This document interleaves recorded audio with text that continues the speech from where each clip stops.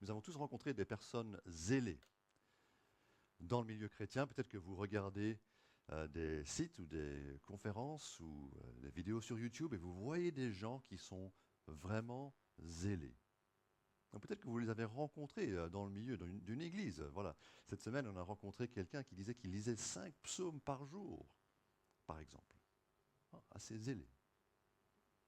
Comment sont ces personnes zélées? Souvent, elles ont une grande ferveur pour Dieu.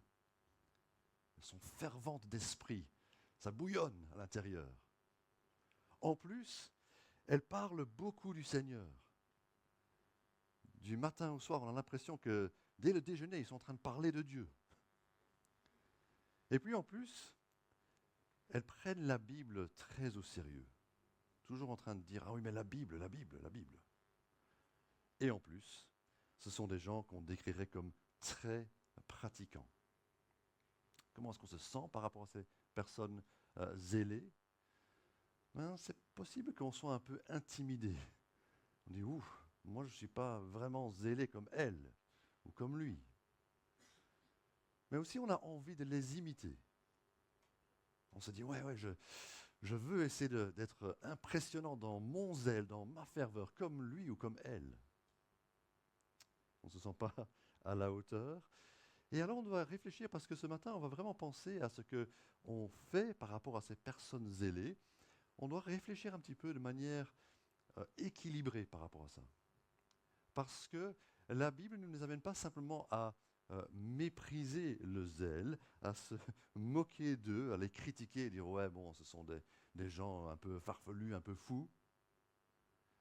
Mais ça ne nous amène pas non plus nécessairement à imiter le zèle de n'importe qui est zélé.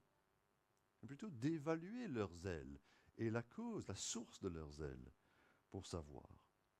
Donc ce matin, ce qu'on va dire, c'est que nous sommes zélés, mais libres.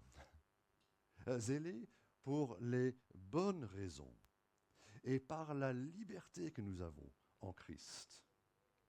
On va lire dans l'Épître aux Galates, l'Épître aux Galates, chapitre 4, verset 8.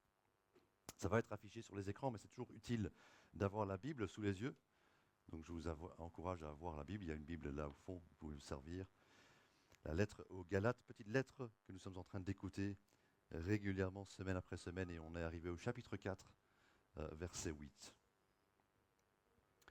Autrefois, vous ne connaissiez pas Dieu, vous serviez des dieux qui, par nature, ne le sont pas.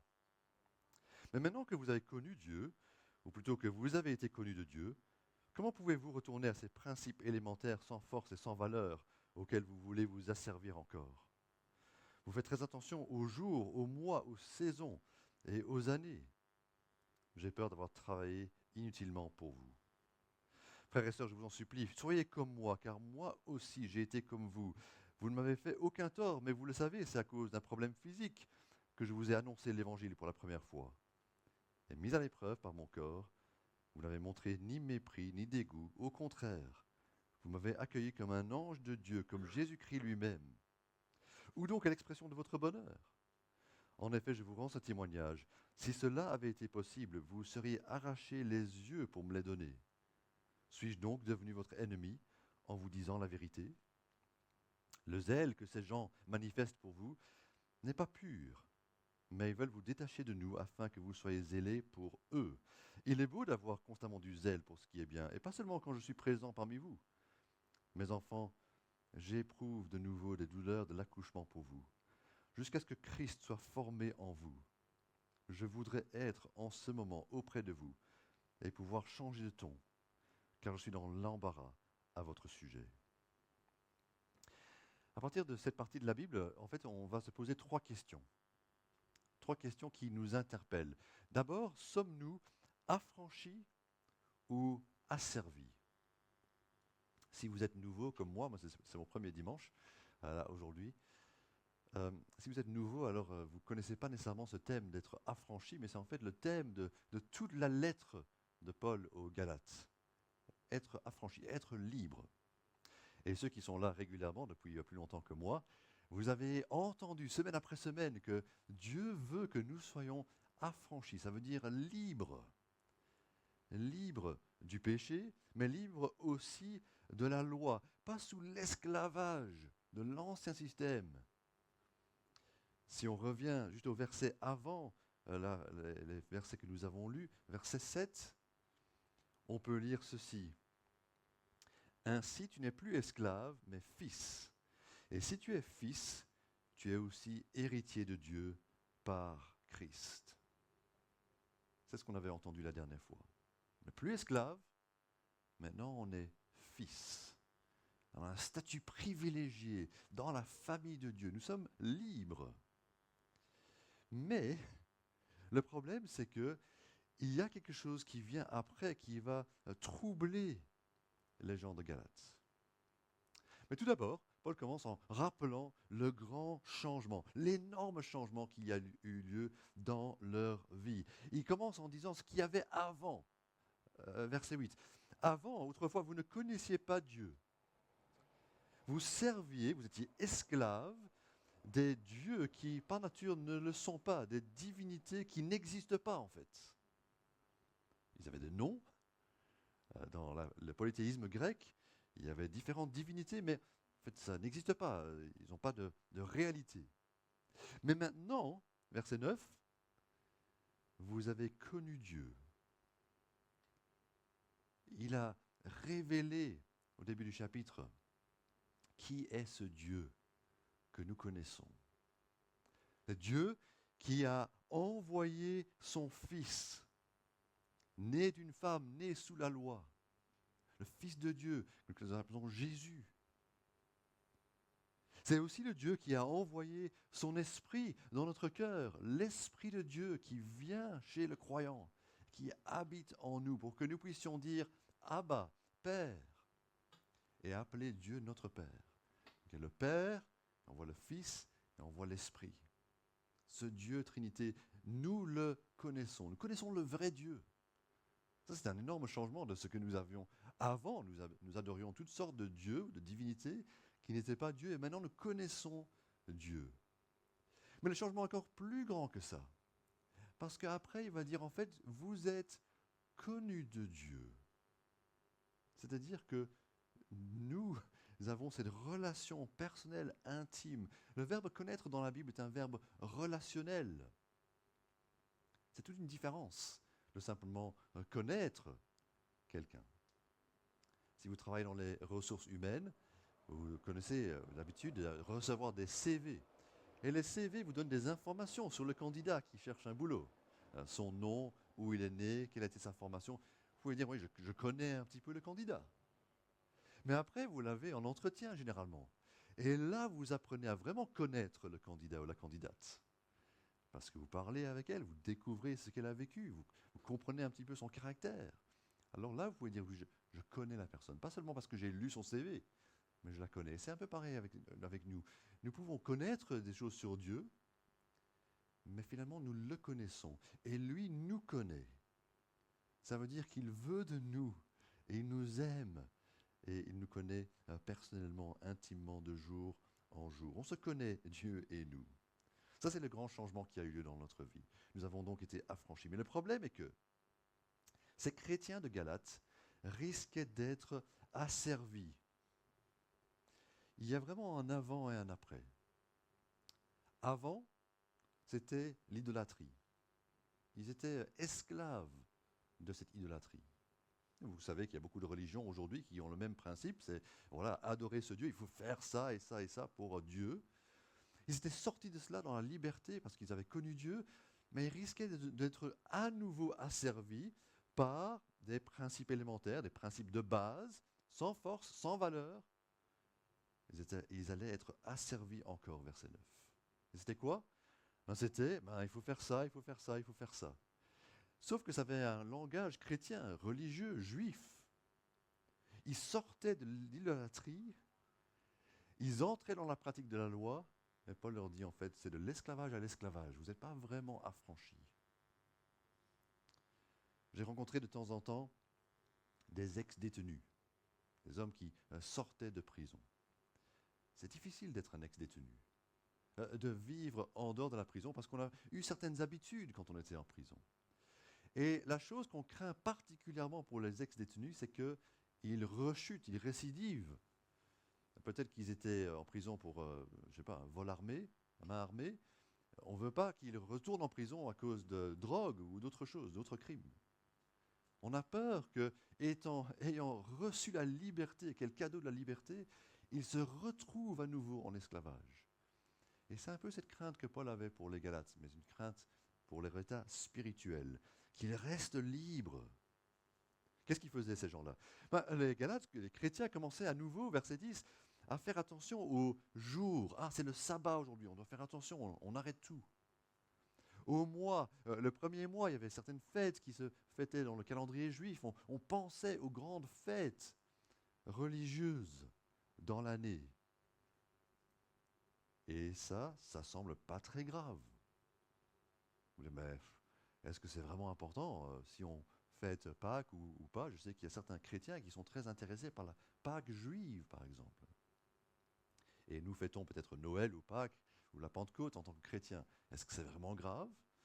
Ben, ce n'est pas grave si vous le faites dans le sens de ne pas vouloir faire avancer votre foi. Vous ne fêtez pas Noël ou Pâques pour vous recommander à Dieu. Mais dans leur calendrier, c'était tellement important de suivre ces fêtes parce que c'était une façon de dire, oh, maintenant on plaît à Dieu, on est sérieux, on va gagner la faveur de Dieu en obéissant à sa loi, à l'Ancien Testament. Et là est le problème. Parce que si on compte un peu moins sur la grâce et un peu plus sur notre obéissance à Dieu et à ses commandements, alors en fait, on défait notre liberté et on devient à nouveau asservi. Il fallait faire attention, parce que ces gens-là étaient vraiment zélés. Ils entraînaient les chrétiens galates avec eux dans leur obédience, mais ils risquaient d'en faire des esclaves. Et nous devons résister à cet appel qui semble être un appel à plus de zèle, à plus de sérieux, mais qui en fait est un appel à l'esclavage. Regardez comment Paul a résisté à cela au chapitre 2. Ça explique un petit peu l'arrière-plan de ce qui s'est passé. Chapitre 2, verset 4, il parle de ceux qui sont les prétendus frères qui s'étaient furtivement glissés parmi nous. Ici, c'est à Jérusalem, n'est-ce pas? Ce n'est pas dans le lieu de Galatie. Mais c'est le même principe.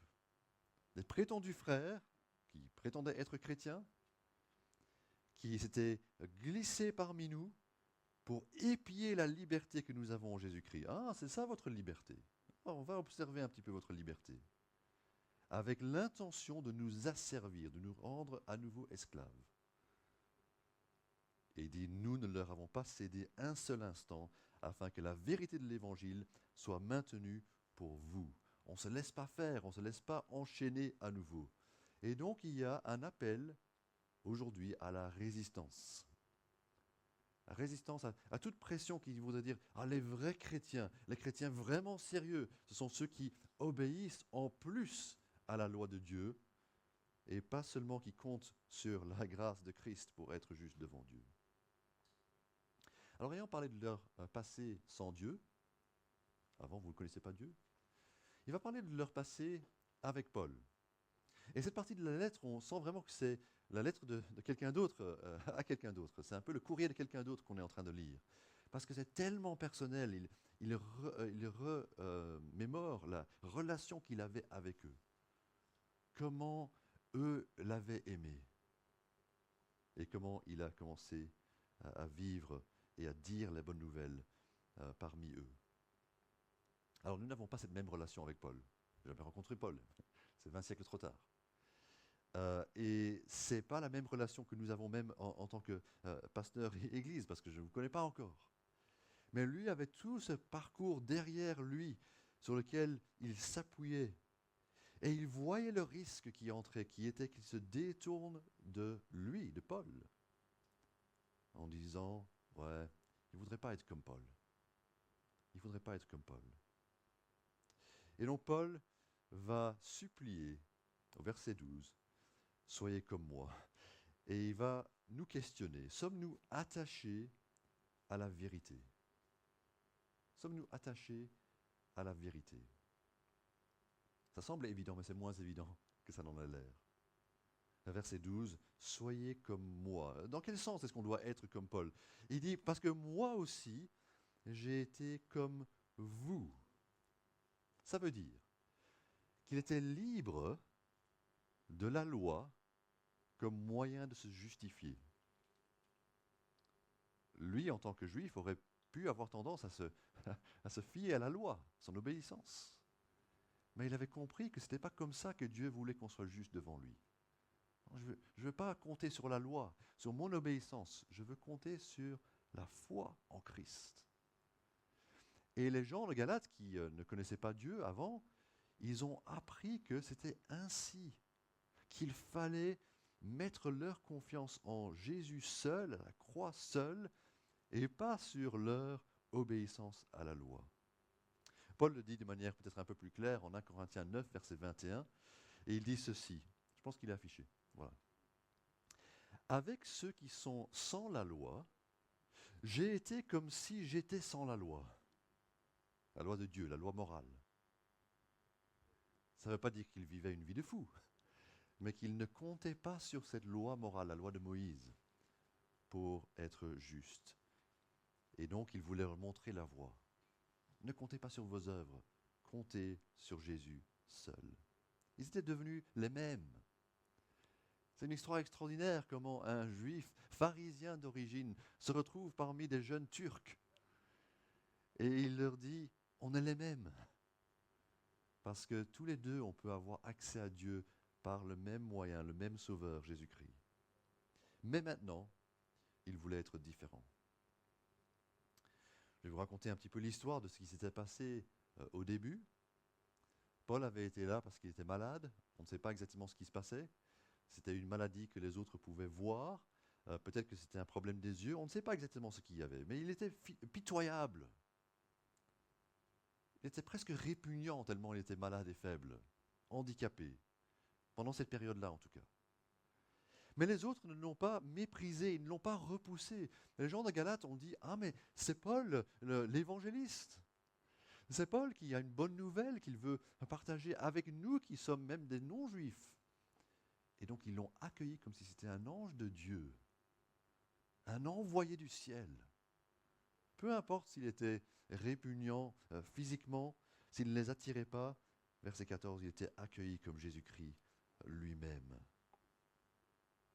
À l'époque, tellement ils avaient à cœur Paul, il dit, ils étaient prêts à arracher leurs yeux pour les donner à Paul. Ça leur aurait coûté les yeux de la tête. Peut-être que c'est vrai qu'ils avaient des frais pour son traitement médical. Ils s'occupaient de tout cela.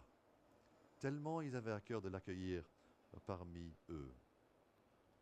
Mais après le temps, Paul avait quitté cette région, bien entendu, il les avait laissés chrétiens en Christ, et il allait autre part, mais d'autres sont glissés parmi eux et ont dit, vous savez les chrétiens, Paul, il était un peu faible.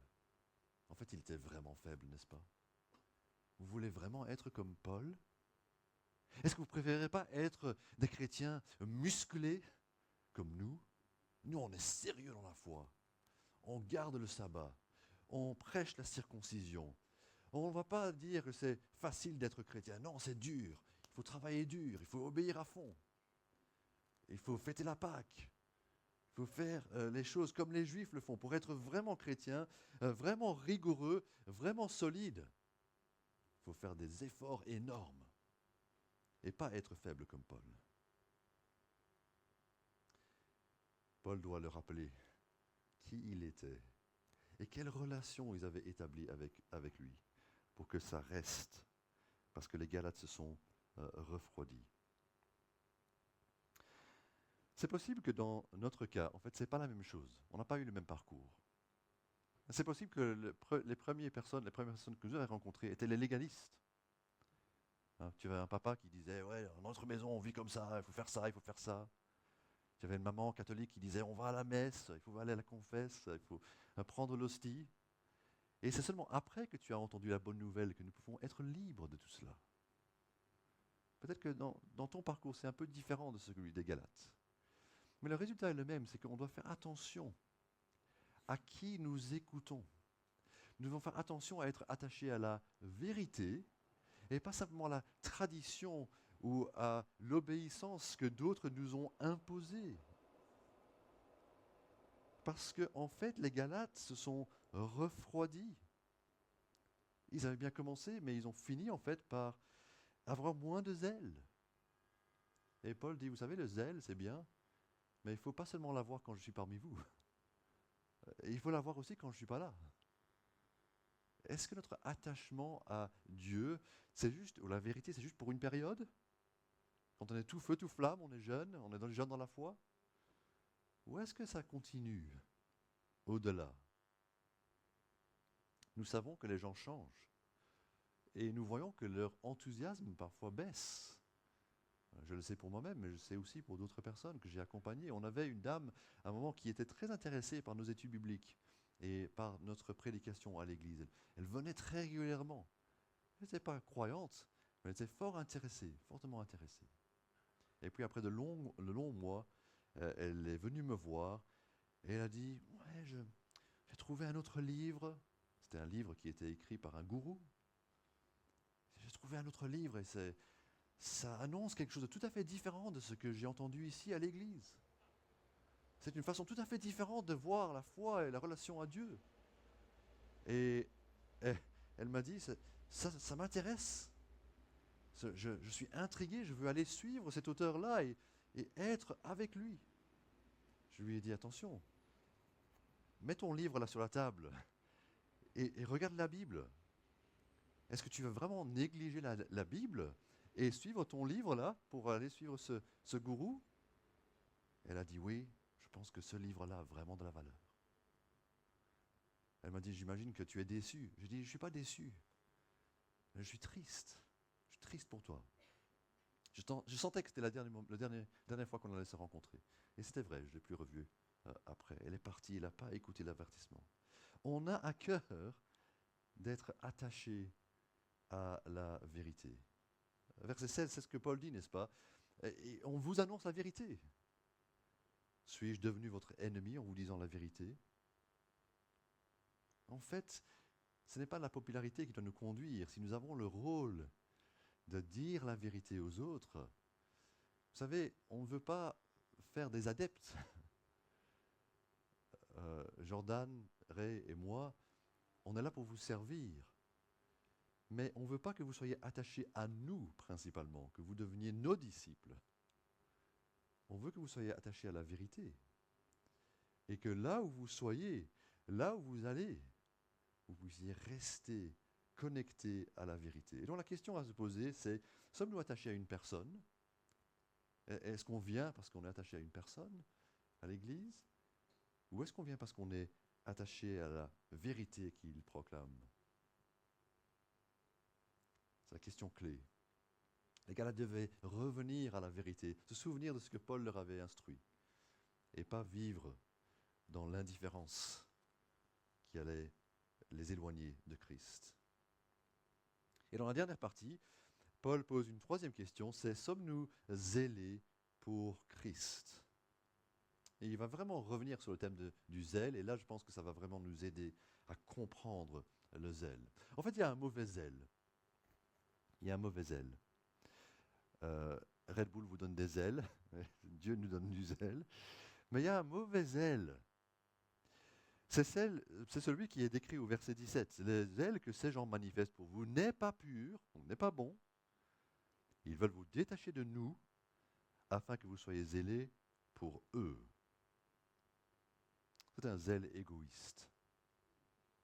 C'est un zèle que montrent les sectes. Les sectes ne vont souvent pas gagner des gens qui sont complètement contre Christ pour en faire des membres de leur secte. Qu'est-ce qu'ils vont faire? Ils vont viser les gens qui sont déjà un peu dans l'Église. Des gens qui ont été touchés par le vrai évangile, ils vont essayer de les trouver comme une cible en disant « Vous êtes intéressés par Dieu? Eh bien, venez suivre notre voie. » Ils vont les attirer vers eux. Ce zèle est mauvais. Paul lui-même relate au chapitre 1, verset 14, qu'il était animé d'un zèle excessif pendant qu'il était dans le judaïsme. Ce n'est pas ce zèle-là qu'il faut avoir. Donc pas le mauvais zèle égoïste ou excessif pour la tradition de nos ancêtres ou pour l'Ancien Testament ou pour la loi, mais il y a un bon zèle, verset 18. Il est beau d'avoir constamment du zèle pour ce qui est bien. Ce zèle-là n'est pas mauvais. Et je dois vraiment vous montrer cet équilibre-là, parce que c'est subtil. Vous voyez, aujourd'hui, on ne met pas là juste pour dire oh non, le zèle, laisse tomber. Hein. Je vois quelqu'un qui est zélé, ben, je ne vais pas l'imiter. Je vais me méfier de son zèle. Parce que Jésus lui-même dit dans l'Apocalypse aie du zèle et repens-toi. Et donc, c'est bien qu'on soit zélé. Paul ici dit il est beau d'avoir du zèle constamment. Être zélé est bien si on est zélé pour Christ. Ça, c'est important. D'ailleurs, quand on pense à Jésus, Jésus lui-même était tellement zélé que les gens l'ont vu dans le temple en train de purifier tout et dire allez, on balance tout ce qui est ajouté à la simple foi, à la simple relation de prière à Dieu. Et on a dit de lui, le zèle pour ta maison me dévore. Jésus était zélé. Paul était zélé en tant qu'évangéliste. Nous sommes appelés à être zélés en tant que chrétiens. Et du zèle, et repens-toi, mais n'est pas seulement le zèle que les autres ont. Alors c'est possible qu'aujourd'hui tu aies besoin de plus de zèle. Qu'aujourd'hui tu te dis, je suis un peu chrétien sur le canapé. Moi quand je pense que je dois faire un effort pour Dieu, je dis, oh non, laisse tomber, je ne vais pas donner, on ne me demande pas mon temps, je ne vais pas lire ma Bible, je suis juste tranquille, quoi. Voilà, je suis sauvé, c'est bon.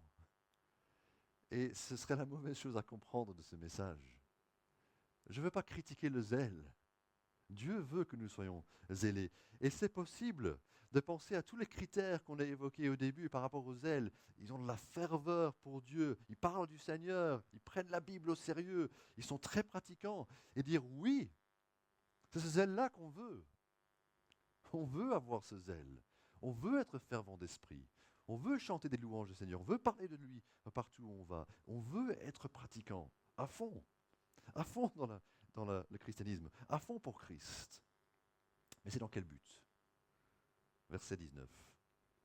Pour que Christ soit formé en vous. Alors il mélange un petit peu toutes les images là autour de la grossesse et de l'accouchement. Verset 19. J'éprouve de nouveau les douleurs de l'accouchement pour vous, jusqu'à ce que Christ soit formé en vous. C'est un peu particulier ça, n'est-ce pas? Et je pense qu'en fait, il y a deux images différentes, mais qui sont mêlées dans le même verset, et qui sont reliées à la grossesse. D'une part, Paul pense à combien il est dans la peine. J'ai été témoin de 3 accouchements dans ma vie. Chaque fois, j'ai observé la peine, la douleur de l'accouchement. Merci qu'il y a les péridurales aujourd'hui. mais la douleur est là. Mais il y a aussi le travail. On appelle ça le travail, n'est-ce pas, accoucher. Et c'est vraiment du travail. Et Paul était là en train de dire, il avait fait tout cet effort pour leur dire l'évangile, pour leur expliquer qui est Christ, pour leur dire que Dieu sauve, ils doivent mettre leur confiance en Christ, Christ crucifié et ressuscité. Et puis là, il a le sentiment qu'il doit retravailler. Allez, s'il vous plaît, les amis, s'il vous plaît, revenez à Christ. C'est la douleur de l'enfantement, qu'ils puissent être des vrais chrétiens. Il a le sentiment de devoir retravailler, de recommencer tout cet accouchement. Mais l'autre image qu'il utilise, c'est que Christ est formé en nous. Ça veut dire, c'est l'idée que on attend un enfant, et l'enfant, en fait, intérieurement, c'est Christ qui se forme, qui grandit en nous. On n'a pas vraiment l'habitude de penser à cela, on a plutôt l'habitude de dire nous sommes en Christ, parce que Christ est plus grand que nous. Mais ici, il est en train de dire, c'est que Christ son caractère, son être doit se développer en nous, pour que l'on puisse dire, comme Paul a dit, c'est plus moi qui vis, c'est Christ qui vit en moi. Et donc, si nous sommes en Christ, si nous sommes chrétiens aujourd'hui, c'est ce que nous devons travailler aussi. Que lui-même, Christ, par son esprit, soit formé en nous pour qu'on puisse dire, je suis tellement différent de ce que j'étais avant, parce que maintenant j'ai un amour, une relation pour Dieu. J'ai envie de prier, j'ai envie de l'écouter, j'ai envie de produire le fruit de l'esprit, d'être pur, saint, bienveillant, rempli d'amour, rempli de joie. Ah, j'ai envie de ça, que Christ grandisse en moi. Il y a encore du travail à faire. Vous voyez, ils étaient nés de nouveau, mais ils devaient travailler pour que, quelque part, Christ s'exprime de plus en plus dans leur vie. Alors, qu'est-ce que ça veut dire pour nous? Nous devons être zélés, mais pas pour acquérir le salut. Ce n'est pas l'idée qu'on va essayer de gravir une échelle et dire, voilà, avec mes efforts, avec mon obéissance, je vais arriver au salut. Ce n'est pas dans le but de dire, voilà, je vais faire tellement de choses que finalement Dieu va approuver de moi et va dire, oui, toi, tu es un des bons, je te sauve. C'est pas ça. Mais vous avez déjà compris ça parce que pendant plusieurs semaines, vous l'avez entendu. Mais ce n'est pas non plus être zélé pour un leader ou une personne en particulier. Nous ne vivons pas notre vie chrétienne pour quelqu'un, un autre chrétien. Que ce soit un leader, un pasteur, un prédicateur, conférencier, une sœur, c'est pas ça. Nous vivons notre vie zélés pour Christ. Et c'est là où nous voulons arriver.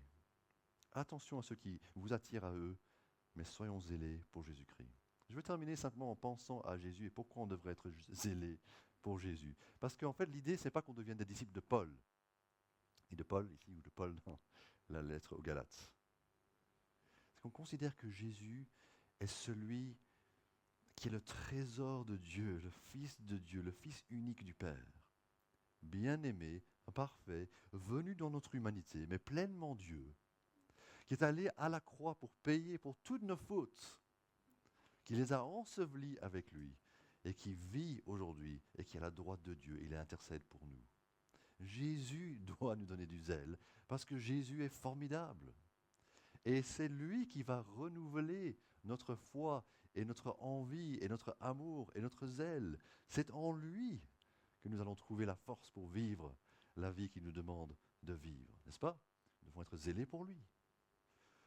Mais je veux faire un appel particulièrement à ceux qui sont peut-être confus ou qui sentent que leur zèle diminue ou qui se sentent refroidis tout simplement. Et je voudrais vous appeler à donner une deuxième chance à Jésus. Peut-être que tu te dis intérieurement, en fait j'ai déjà essayé avec Jésus et ça n'a pas marché. Rien n'a changé dans ma vie. Oui, j'ai commencé avec Jésus, c'était bien, j'avais du plaisir à entendre la bonne nouvelle, celui qui m'a annoncé ça. Mais après, avec les Galates, avec Paul, avec l'enseignement, avec toutes les pratiques, etc., je me suis un peu perdu. Je ne sais pas en fait ce que je fais là. Donne une deuxième chance à Jésus. Il mérite tout. Il mérite ton cœur, il mérite ton temps, il mérite ta vie. Jésus est celui qui nous appelle tous à le mettre au centre de notre vie. Pas un homme ou une femme autre que lui, juste lui. Et si tu décides, oui, en fait, je veux vivre pour Jésus, je veux qu'il soit premier dans mon cœur, alors il y a tout qui change. Et Dieu vient à notre rencontre dans sa grâce, il nous pardonne, il nous prend avec nous, il nous façonne, il nous change. Alors c'est un appel à ceux qui ont besoin de renouvellement, de trouver notre zèle à nouveau en Christ. Et si nous n'avons pas ce zèle aujourd'hui, eh bien demandons-le simplement. Que Dieu nous donne son zèle, que Dieu nous donne par son esprit de vivre pour lui. Amen. Je vais prier. Notre Dieu, nous avons tendance à être influencés par les autres, parfois en bien, parfois en mal. Et ce n'est pas mauvais d'avoir des modèles. Mais nous voulons, Seigneur, éviter d'être asservis par toute personne qui voudrait nous attirer après elle, plutôt que simplement rester fidèle à toi, attaché à toi, la vérité sur toi. Seigneur, tu connais l'état de notre cœur. Tu sais là où nous avons été refroidis, alors donne-nous plus de zèle pour Christ, qu'il puisse être le premier dans notre cœur, notre meilleure part dans toute notre vie, parce qu'il est celui qui nous aime et celui qui s'est donné pour nous. En son nom, Seigneur, nous voulons te remercier et nous voulons venir à toi. Que tu nous acceptes tels que nous sommes, que tu nous pardonnes, que tu nous accompagnes, que tu nous fortifies. Renouvelle notre zèle en toi. Amen.